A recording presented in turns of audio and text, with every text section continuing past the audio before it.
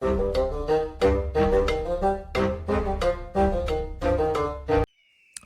and welcome to the Ridiculous. I'm the Monk, and today we are doing a review for Autumn's Journey. Embark on a fantasy adventure.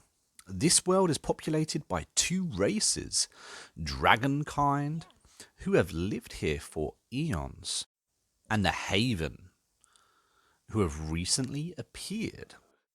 This is a story narrative game driven by player choice. It's been published by Rallatelli Games and developed by Apple Cider. The publishers actually sent me a key for this game, so thank you very much for doing so. We obviously appreciate the support on the channel. This game is currently on the Switch, the PlayStation, the Xbox, and the PC, and will set you back at $5.99. So the key features in this game, really for me, there are three different endings. And it's actually partially voice acted. I say partially voice acted. There is voices that have been done for certain areas within this game, and they kind of pop up on loop. Very rarely has any real meaning to the story in general, but still, it's nice to see a little bit of effort there made. I always say with these narrative driven games, if it was fully voice acted, it would just notch it up so much more. As it is, there are a lot of dialogue to go through in this game. It's not a short game. You can do it on kind of like an auto read. Basically this tells a story between essentially three different characters. You don't really meet anyone else other than the three characters within the game, and it tells you a story between them. You get a few options. I'm not going to say a lot. Like I said, this is meant to have player choice in it. There are three different endings, so obviously the choices that you have impact the ending within the game. However, the choices you have in the game are very limited. There really aren't many options throughout the game where a choice will come up. Maybe, I don't know, 5 at most. I've completed this game. I thought it was quite pleasant. It worked absolutely fine, never dashboarded.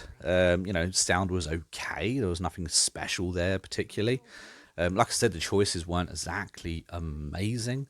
At one point, there was a notice board that popped up with different missions that you could accept and do. And overall, it was relatively a pleasant game. Like I said, there wasn't really any problem with this game whatsoever. Unfortunately, I didn't really have too much interest in this game. There wasn't really anything that kind of drew me in. But it is quite a nice looking game. Like I said, it looks good, it sounds okay, it didn't crash at all.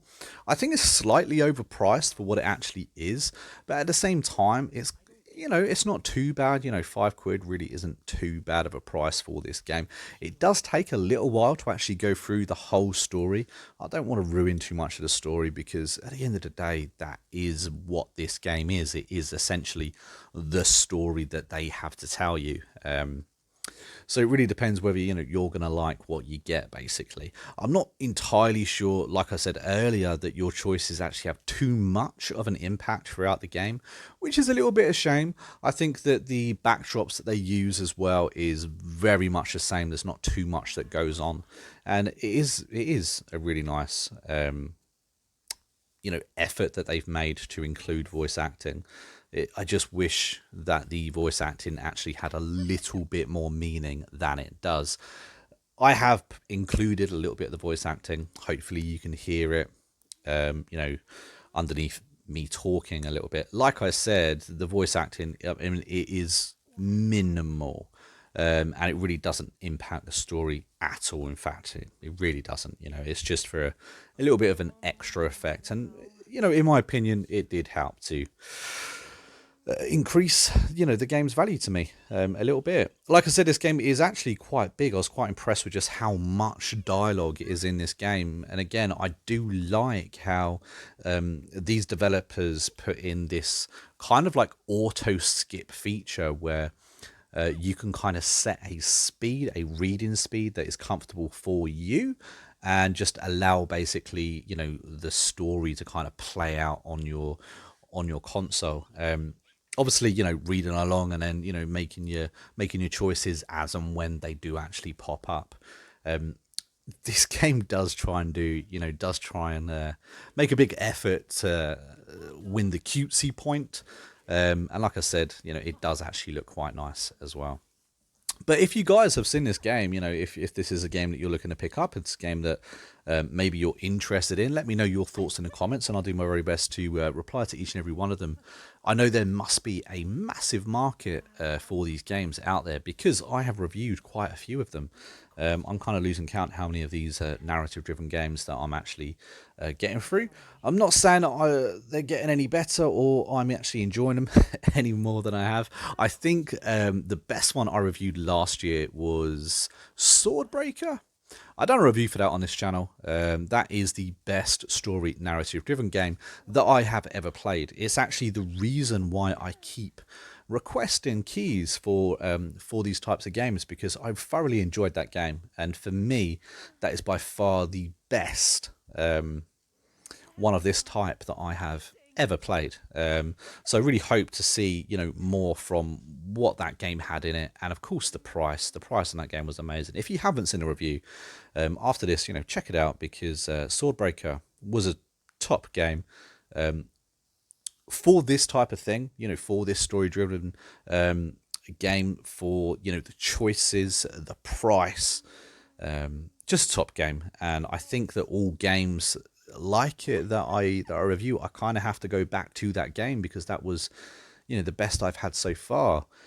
Because of that, this game gets a 4.5. I mean, not because of Swordbreaker, but this game gets a 4.5, which is quite respectable, I think, especially as this game does everything it wants to do. I'm not downgrading it. For me, the story wasn't amazing, and certain things could have been better. There could have been more choices, for instance. I would have loved to have seen more choices. I do think it's slightly overpriced, but I think a 4.5 is quite a respectable score for what this actually is.